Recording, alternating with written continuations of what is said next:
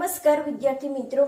તો ધોરણ 11 સાયન્સ ભૌતિક વિજ્ઞાનમાં આપણે અત્યારે ચેપ્ટર નંબર 5 ચાલી રહ્યું છે અને જે ચેપ્ટર છે આપણું ગતિના નિયમો। તો જે આ ગતિના નિયમો જે ચેપ્ટર ચાલી રહ્યું છે એના આગળના વિડિયો લેક્ચરમાં આપણે શું જોઈ ગયા હતા? થિયરીનો અભ્યાસ કરવાનો છે। એમાં આપણે જોયું હતું કે ન્યૂટનની ગતિનો પ્રથમ નિયમ અને ન્યૂટનની ગતિનો બીજો નિયમ એના વિશેની આપણે વાત કરી ગયા હતા। હવે આજના વિડિયો લેક્ચરમાં આપણે શેનો અભ્યાસ કરવાના છીએ? ન્યૂટનની ગતિનો ત્રીજા નિયમ।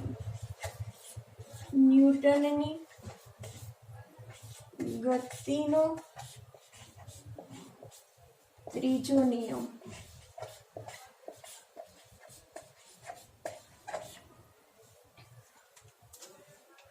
તો જ્યારે આપણે આગળના વિડિયો લેક્ચરમાં ન્યૂટનની ગતિનો પહેલો અને બીજો નિયમ વિશેની વાત કરી ગયા હતા તો એમાં આપણે શું જોયું હતું કે ન્યૂટનની ગતિનો પહેલો નિયમ છે એમાં કીધું હતું કે પદાર્થ ઉપર લાગતું બાહ્ય બળ કેવું હોય છે?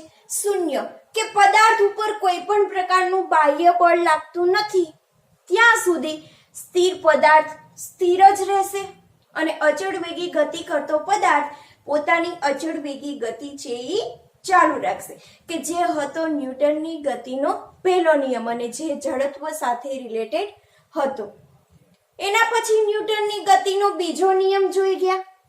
તો ન્યૂટનની ગતિના બીજા નિયમમાં આપણે શું જોયું હતું કે પદાર્થ ઉપર જ્યારે બાહ્ય બળ લગાડવામાં આવે છે તો પદાર્થ ઉપર જ્યારે આપણે બાહ્ય બળ લગાવીએ છીએ ત્યારે પદાર્થ છે એ શું કરશે? અચળ વેગી ગતિ નહીં કરે। પોતાના વેગમાં શું થશે? ફેરફાર થશે અને વેગમાં ફેરફાર થવાના કારણે પ્રવેગ ઉત્પન્ન થાય છે અને આ બળ જે બાહ્ય બળ લગાડેલું છે એના કારણે જે પ્રવેગ ઉત્પન્ન થાય છે તો આ બાહ્ય બળ અને પ્રવેગ છે એ શું કરે છે? એકબીજા જોડે રિલેટેડ છે કે સંબંધ દર્શાવે છે અને એનું ઇક્વેશન પણ આપણે મેળવી ગયા। F સદિશ બરાબર m a સદિશ કે જે પદાર્થ ઉપર બાહ્ય બળ લગાડેલું છે એ પ્રવેગ સાથે સંબંધ દર્શાવે છે। બાહ્ય બળ છે તો જ પ્રવેગ છે, બાહ્ય બળ નથી તો પ્રવેગ પણ નથી। તો ન્યૂટનના ગતિના બીજા નિયમમાં આપણે આ વાત કરી ગયા હતા। હવે આજના વિડિયો લેક્ચરમાં આપણે જોવાના છીએ ન્યૂટનની ગતિનો ત્રીજો નિયમ। તો આ નિયમમાં શું કહે છે? તો સૌથી પહેલા આપણે નિયમ લખી દઈએ કે નિયમ શું છે। તો નિયમ કહે છે કે દરેક ક્રિયાબળને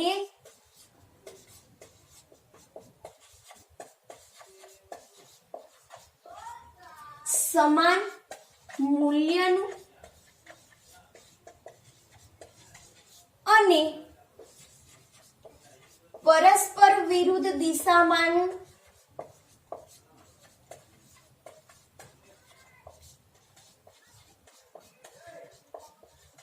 પ્રતિક્રિયા બળ હોય છે।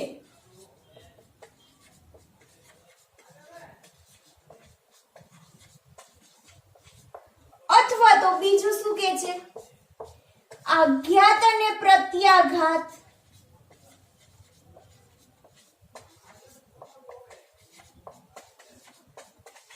હંમેશા સમાન મૂલ્યના અને પરસ્પર વિરુદ્ધ દિશામાં હોય છે।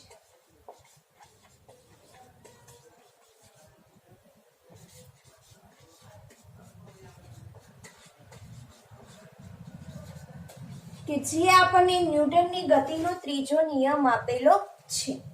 હવે આ ન્યૂટનની ગતિનો ત્રીજો નિયમ જે ન્યૂટને ત્રીજો નિયમ સાબિત કર્યો છે એમાં ન્યૂટને શું બતાવ્યું છે કે જે આપણે આ બળ લાગી રહ્યું છે એ બળ ઉદ્ભવ સ્થાન એનું શું છે કે બળ લાગવા પાછળનું કારણ શું છે એ આપણને ન્યૂટનના ગતિના ત્રીજા નિયમમાં દર્શાવેલું છે। તો આ જે ન્યૂટનનો ગતિનો ત્રીજો નિયમ છે એ આપણે સાબિત કરવા માટે આપણે થોડાક ઉદાહરણને ધ્યાનમાં લેશું અને એના ઉપરથી આપણને ખ્યાલ આવશે કે આ ન્યૂટનનો ગતિનો ત્રીજો નિયમ શું છે। બરાબર? તો આપણને ખબર છે કે માની લો કે તમારી પાસે શું છે, એક સ્પ્રિંગ છે. હવે આ સ્પ્રિંગ ઉપર તમને શું કરશો કે આ સ્પ્રિંગ ઉપર તમે પોતાનો હાથ રાખી અને સ્પ્રિંગને જ્યારે તમે દબાવો છો ત્યારે આ જે તમારા હાથ દ્વારા જે બળ લાગી રહ્યું છે એ બળ કયું થશે? ક્રિયાબળ. બરાબર, કે તમે સ્પ્રિંગ ઉપર હાથ દ્વારા સ્પ્રિંગને ટચ કરીને તમે સ્પ્રિંગ ઉપર બળ લગાવી રહ્યા છો, એટલે કે તમે એના ઉપર ક્રિયા કરી રહ્યા છો, જેને આપણે કહેશું ક્રિયાબળ. તો જ્યારે તમારા હાથ દ્વારા તમે સ્પ્રિંગને દબાવો છો ત્યારે તમે જેટલા મૂલ્યનું તમે જે બળ લગાવેલું છે સ્પ્રિંગ ઉપર, સામે સ્પ્રિંગ છે એ પણ તમારા હાથ ઉપર એટલા જ મૂલ્યનું, પરંતુ એની વિરુદ્ધ દિશામાં શું કરશે? બળ લગાવશે. તમે બળ લગાવીને સ્પ્રિંગને દબાવી છે, પરંતુ તમે હાથ ધીરેથી રિલીઝ કરશો, સ્પ્રિંગ તમારા હાથ ઉપર બળ લગાવશે અને તમે જેટલું બળ લગાવ્યું છે એટલા જ મૂલ્યનું, પરંતુ એની વિરુદ્ધ દિશામાં શું કરશે? પ્રતિક્રિયા બળ લગાવશે. કોઈ પણ પદાર્થ ઉપર જ્યારે બળ લગાવવામાં આવે છે ત્યારે એ પદાર્થ ઉપર તમે જે બળ લગાવેલું છે એટલા જ મૂલ્યનું અને એની વિરુદ્ધ દિશામાં સામે શું લાગતું હોય છે? હંમેશા પ્રતિક્રિયા બળ લાગતું હોય છે. તો અહીંયા જે તમારે ક્રિયાબળ છે કે સ્પ્રિંગને તમે જ્યારે દબાવો છો તો અહીંયા જે ક્રિયાબળ લાગી રહ્યું છે એ ક્રિયાબળ કયું છે? કે હાથ વડે સ્પ્રિંગ પર લાગતું બળ.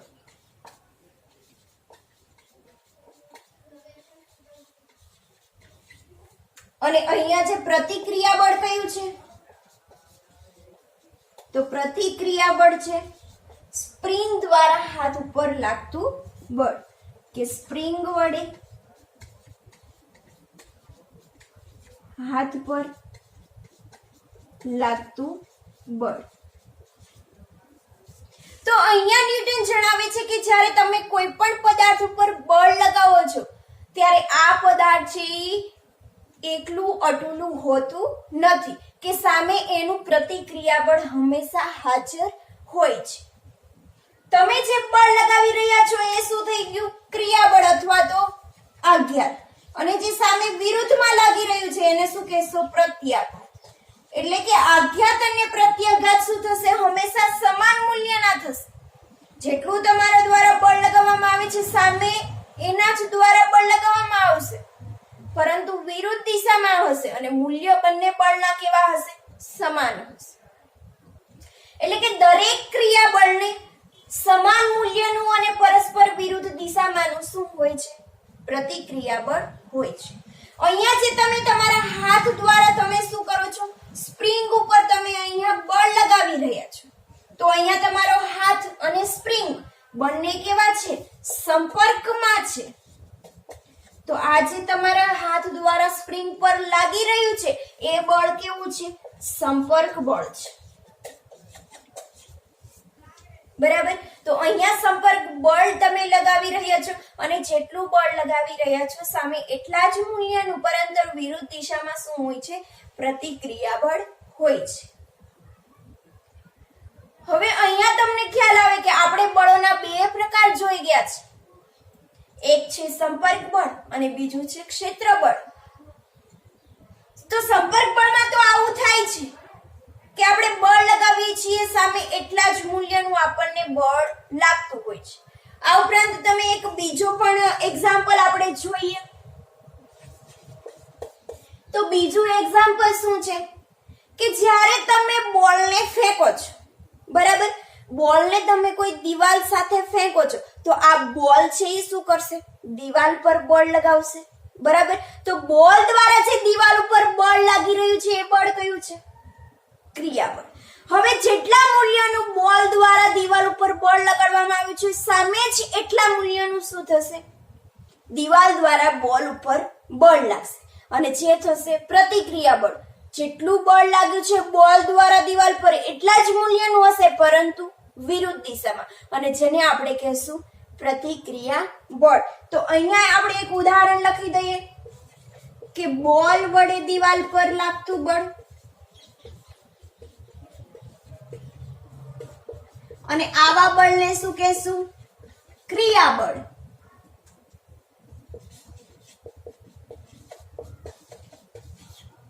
અને જ્યારે દિવાલ પર બોલ વડે બળ લાગે છે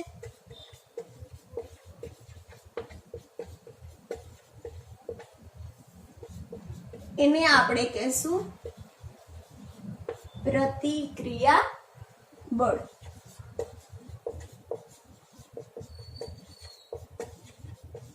હવે અહીંયા જો બોલ અને દિવાલ પણ કેવા છે? એકબીજાના સંપર્કમાં આવે છે કે બોલ જ્યારે દિવાલ ઉપર ટચ થાય છે, એનો સંપર્ક થાય છે, ત્યારે એના ઉપર શું લાગે છે? બળ લાગે છે. અને આ બળ કેવું હોય છે? એકદમ સૂક્ષ્મ સમય માટે મોટા મૂલ્યનું બળ લાગી રહ્યું છે, તો એ શું થઈ ગયો? આઘાત. અને જ્યારે દિવાલ દ્વારા સૂક્ષ્મ સમયમાં બળ ઉપર બળ લાગે છે, એ સામે શું થઈ ગયો? પ્રત્યાઘાત. તો બંનેના મૂલ્ય કેવા હશે? સમાન, પરંતુ પરસ્પર વિરુદ્ધ દિશામાં. એટલે આપણે જોઈ શકીએ છીએ કે આઘાત અને પ્રત્યાઘાત હંમેશા સમાન મૂલ્યના હોય છે અને પરસ્પર વિરુદ્ધ દિશામાં હોય છે. તો આજે આપણે બોલ અને દિવાલનું ઉદાહરણ લીધું છે, એ પણ કયું છે? સંપર્ક બળ દ્વારા લાગતું. હવે અહીંયા એ પ્રશ્ન થશે કે સંપર્ક બળમાં જ આવું થાય છે, શું ક્ષેત્ર બળમાં પણ આવું થતું હશે? તો એના માટે પણ આપણે એક ઉદાહરણ લઈએ. તો માની લો કે આપણને ખબર છે કે આ કોઈ પણ એક પથ્થર છે, આ પથ્થર શું કરી રહ્યો છે? મુક્ત પતન કરી રહ્યો છે. અને નીચેની બાજુએ શું છે? પૃથ્વી આવેલી છે, કે આ છે ઈ પૃથ્વીની સપાટી છે.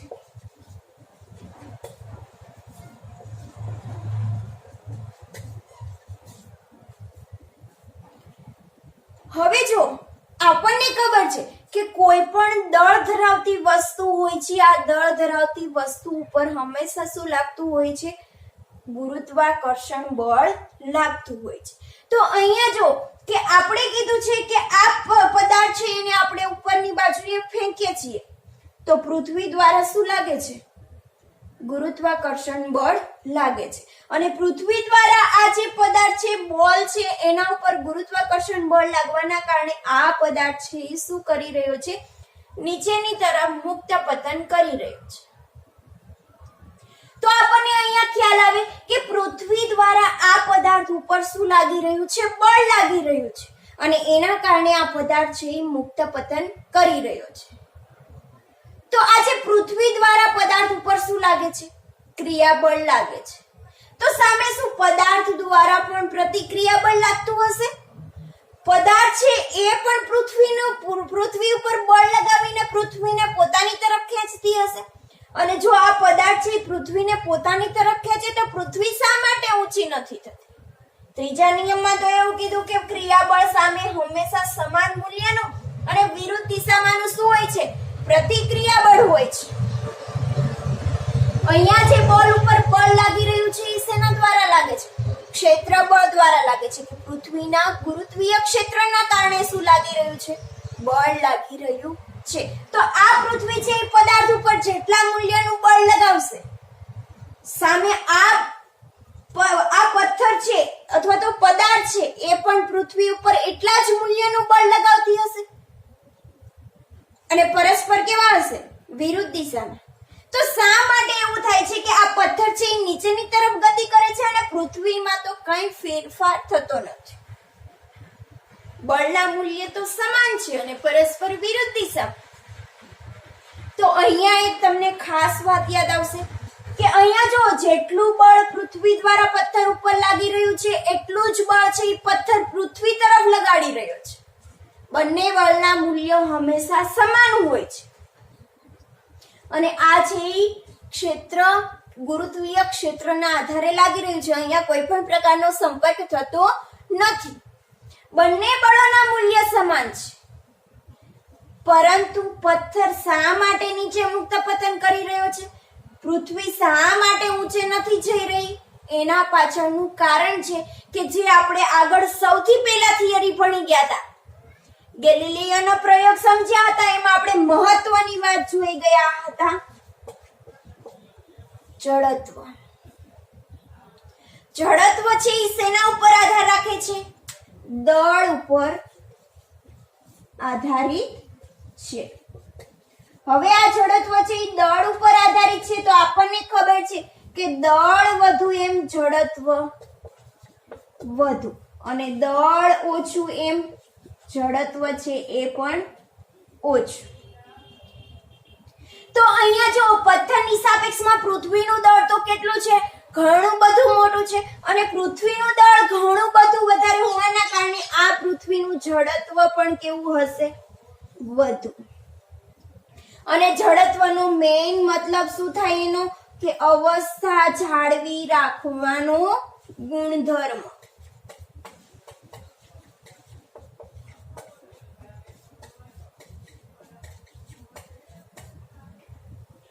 કે જે પદાર્થનું દળ વધારે હોય છે એનું જડત્વ વધારે છે, એનો મતલબ કે એનામાં અવસ્થા જાળવી રાખવાનો ગુણધર્મ વધારે છે.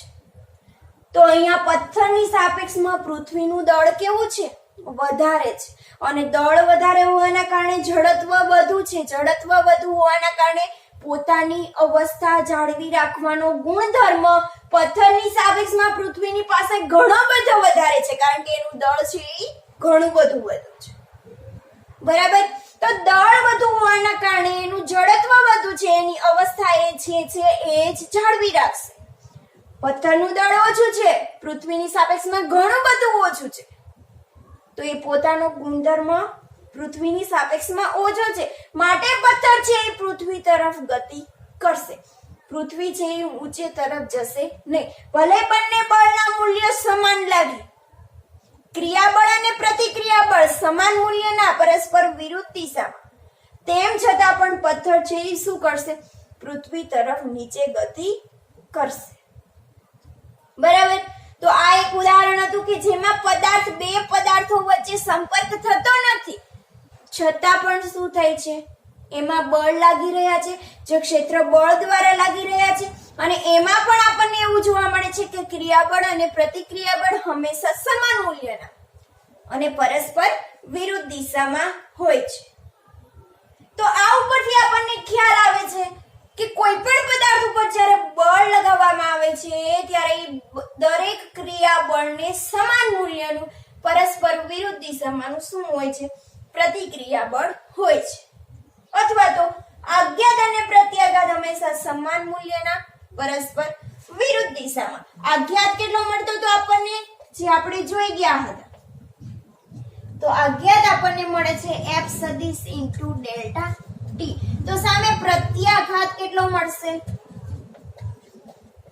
માઇનસ F સદિશ ઇન્ટુ ડેલ્ટા ટી. બરાબર. જે છે વિરુદ્ધ દિશામાં, મૂલ્ય બંનેના સમાન. માઇનસની નિશાની દર્શાવે છે કે પ્રત્યાઘાત છે એ ક્યાં છે, વિરુદ્ધ દિશામાં છે. તો આવા તમારા રોજિંદા જીવનમાં તમને ઘણા બધા ઉદાહરણો તમારા ધ્યાનમાં હશે.